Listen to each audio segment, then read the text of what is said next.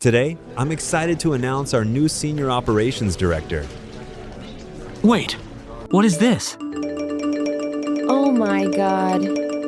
What the hell is everyone looking at? Before we announce the winner, perhaps everyone should review the candidate's full qualifications. I didn't quit. I didn't yell. And I didn't stop the promotion. I simply gave everyone more information. My Evil X Workplace Revenge Special. The Promotion. Part 1. The Promise. 3 years. That's how long I spent climbing my way through the company. Not long enough to become important, just long enough to become useful.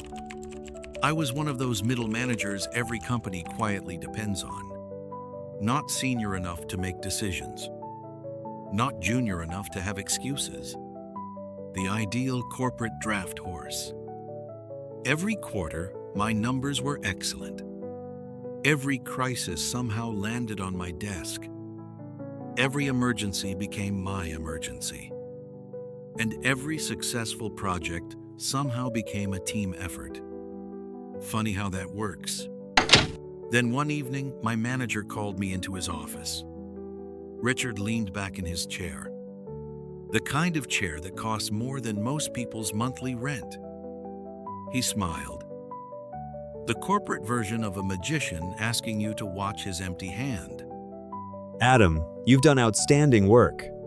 Between us, a senior position is opening up soon. I think you'd be perfect for it. There it was. The carrot. Small, shiny, and hanging from a very expensive stick. Just keep doing what you're doing. So I did. Unfortunately. Part 2. The Sacrifices. For 6 months, I became a machine. Weekends disappeared. Birthdays disappeared. Relationships disappeared. I postponed a vacation I'd been planning for over a year.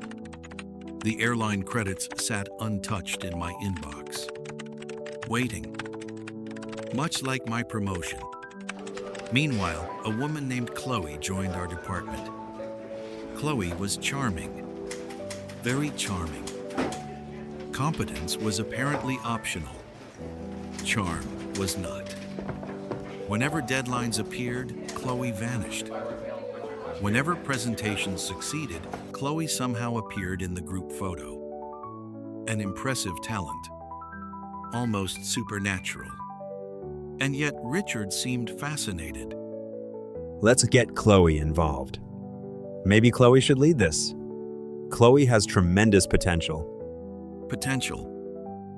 Corporate language for not qualified yet. Part 3. The Discovery. A week before the promotion announcement, I stayed late. Again. The office was nearly empty. Just me. And several $1,000s worth of electricity keeping the building alive. I was looking for budget files. Instead, I found something much more valuable. The truth. An email thread. Then another. Then another. Internal chats. Private messages.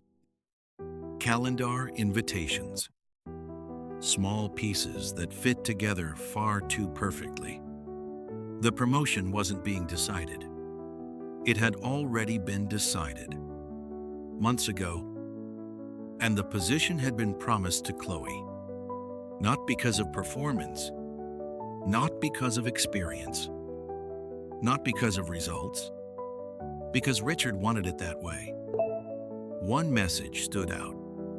Don't worry, the position is yours. Even with Adam's numbers? He'll understand.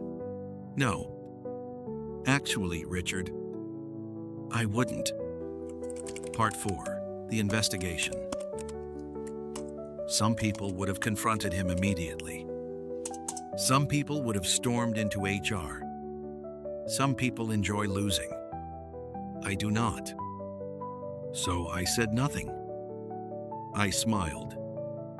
Attended meetings, answered emails, finished projects, and quietly started collecting evidence. More emails, more chats, more examples of favoritism, budget approvals, special treatment, projects reassigned, performance reviews adjusted. A fascinating ecosystem, like observing corruption in its natural habitat. By the end of the week, I had enough material to create a document so organized it could have won an administrative award. Every screenshot, every timestamp, every message, neatly indexed, beautifully formatted, almost artistic. Part 5, Promotion Day. Promotion Day arrived. The entire department gathered. Coffee cups, forced smiles, corporate optimism, the usual decorations for a public execution. Richard stood at the front of the room. He looked excited, almost childlike, like someone preparing to open a Christmas present. He even rubbed his hands together, a detail I still enjoy remembering. Thank you all for coming. We've had an exceptional quarter. Translation: I was about to receive absolutely none of the credit. And now I'd like to announce, Part 6, Send. That was my moment. Not dramatic, not loud, just one click. Send. Then came the notifications. One phone, then 10, then 30. A small electronic choir. Everyone looked down, then back up, then down again. What is this? Is this real? Wait, these are Richard's emails. The anonymous message contained every piece of evidence. Attached neatly, organized professionally, easy to read. I believe in customer service. At the top was a single sentence. Before we announce the winner, perhaps everyone should review the candidate's full qualifications. The room became very quiet, the kind of quiet usually associated with funerals or audit investigations. Part 7, The Reaction. Richard's face went through several stages of grief. Confusion, panic, denial, recognition, and finally, pure terror. who sent this? Nobody answered. Mostly because everyone was busy reading. This isn't fair. An interesting choice of words. Not accurate, but interesting. For the next few minutes, nobody discussed promotions.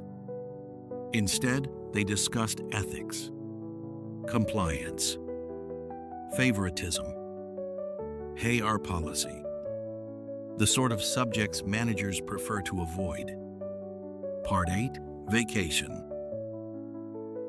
Then I stood up, calmly, collected my bag, and spoke for the last time.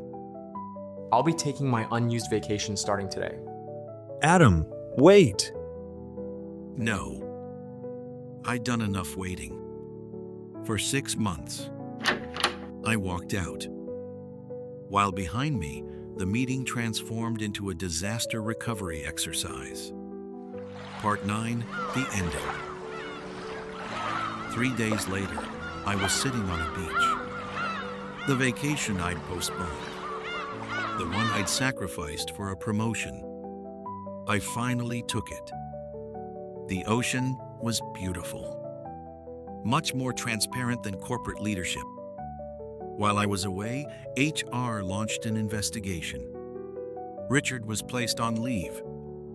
Chloe's promotion vanished. Several executives suddenly became very interested in accountability. Amazing what happens when evidence becomes public.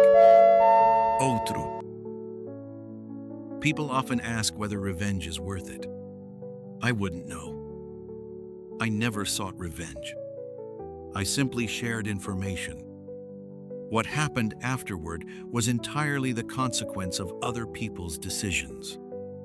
And if there's one thing I've learned from corporate life, it's that the most dangerous employee in the building isn't the loudest one. It's the quiet one who keeps receipts.